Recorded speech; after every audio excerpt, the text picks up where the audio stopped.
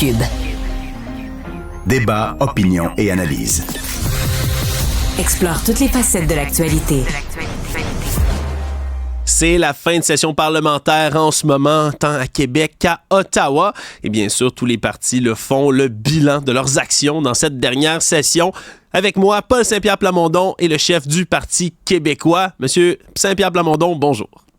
Bonjour. Premièrement, on a eu une session qui vous a été, là, comme les autres, favorable. On a le dernier sondage léger qui vous place encore en tête des sondages des intentions de vote. Comment on prévoit de garder le momentum sans s'essouffler, là, malgré l'été puis le congé qui s'en vient? Heureusement, l'été puis le congé qui s'en vient, justement, nous permettra de reprendre notre souffle. On a commencé la session à 32 en avance, puis on termine la session à 32 au même endroit en avance. Fait que je dirais que c'est une session où on a consolidé cette position-là et on a dû s'adapter au fait d'être premier, notamment beaucoup plus d'attaques des autres partis, que ce soit envers le Parti québécois, notre projet, ou personnellement, moi à titre de chef. On a quand même maintenu nos orientations, nos interventions. Donc, dans tout ça, on a consolidé la confiance des Québécois. Donc, c'est en soi une réussite. Et évidemment, avec des sondages forts, vient une influence qu'on a sur le gouvernement qui, je pense, est plus grande qu'il y a 1 an ou 2 ans. On l'a vu sur le temps d'écran, là, on a réussi parfois à faire au gouvernement un 180 degrés. Sur la base de notre argumentaire, on l'espère, mais faut aussi voir que notre position en termes d'appui des Québécois nous donne cette influence-là sur un certain nombre de questions vis-à-vis du gouvernement. Je retiens aussi que dans la dernière session, vous avez fait divers appels, vous avez interpellé toutes sortes de communautés, particulièrement communautés anglophones du Québec, parce qu'il va falloir rallier des gens au projet de l'indépendance parce que ça, c'est un compteur qui stagne un peu plus. Est-ce que vous avez eu des échos de cette publicité-là là, que vous aviez filmée, dans laquelle vous adressiez en anglais aux communautés du Québec? Ça a été prudemment bien reçu. OK.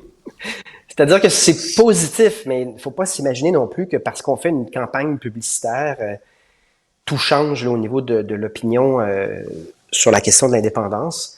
Mais de toute façon, c'est quelque chose qu'on va refaire. Donc, ça fait partie de notre approche. Nous, on parle à tous les Québécois. On a un argumentaire qui a le potentiel de rejoindre tous les Québécois. C'est ce qu'on va faire. Donc, je pense que les anglophones au Québec en ont pris acte qu'on faisait campagne auprès d'eux puis qu'on était attentif à la rétroaction. Je dirais que c'est pas un accueil délirant, mais c'est somme toute positif. C'est beaucoup plus positif que négatif, ça, il n'y a aucun doute. Dans la dernière session, on a pu voir divers refus du gouvernement fédéral sur toutes sortes de dossiers. Là. Je ne veux pas crier tout de suite là, à tout ça, vu que quand même une rencontre entre M. Legault et M. Trudeau dès lundi prochain. Mais pour vous, est-ce qu'il y a des échecs? Est-ce qu'il y a des constats d'échecs plus problématiques que d'autres qui sont apparus dans la Fédération canadienne vis-à-vis des relations avec le Québec dans la dernière session, selon vous? Ce sont les chiffres. C'est l'aspect financier qui s'impose, alors que si on pense à 95, c'était un tout autre contexte.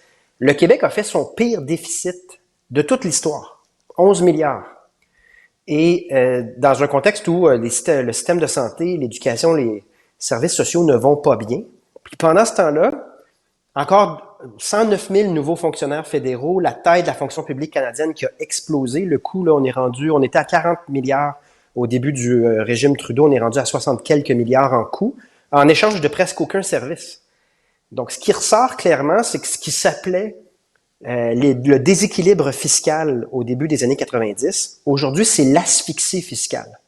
Et ça commence à se ressentir. Donc, ça a été, d'ailleurs, on a lancé la première campagne publicitaire depuis Jacques Parizeau qui porte sur ces 82 milliards-là, à mon avis, qu'on doit rapatrier et qu'on doit utiliser complètement différemment parce que ce régime fédéral-là, on le voit en santé, là, on a demandé 6 milliards, les autres provinces ont fait les mêmes demandes.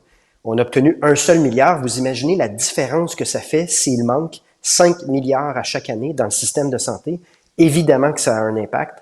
Donc, ces questions financières-là se sont imposées, à mon avis, à cette session-ci. Sachant, comme on le disait tout à l'heure, que l'aiguille peut-être de l'appui à l'indépendance est plus bas que l'appui à un parti québécois au gouvernement dans une prochaine élection, que c'est plus bas. Comment comptez-vous essayer de faire bouger cette aiguille-là? Comptez-vous faire augmenter l'appui à l'indépendance sans qu'il y ait un stimuli extérieur, sans dépendre, par exemple, d'un jugement de la Cour suprême ou d'une décision du fédéral? Bon, on me posait souvent la question, quand le Parti québécois était bas dans les sondages, on me posait souvent la question, comment allez-vous faire pour remonter la pente? Il y a un moment donné en politique, faut dire ce qu'on voit, dire nos idées, prendre des positions en fonction de cette lecture-là sincère, puis ensuite, ce sont aux gens de décider.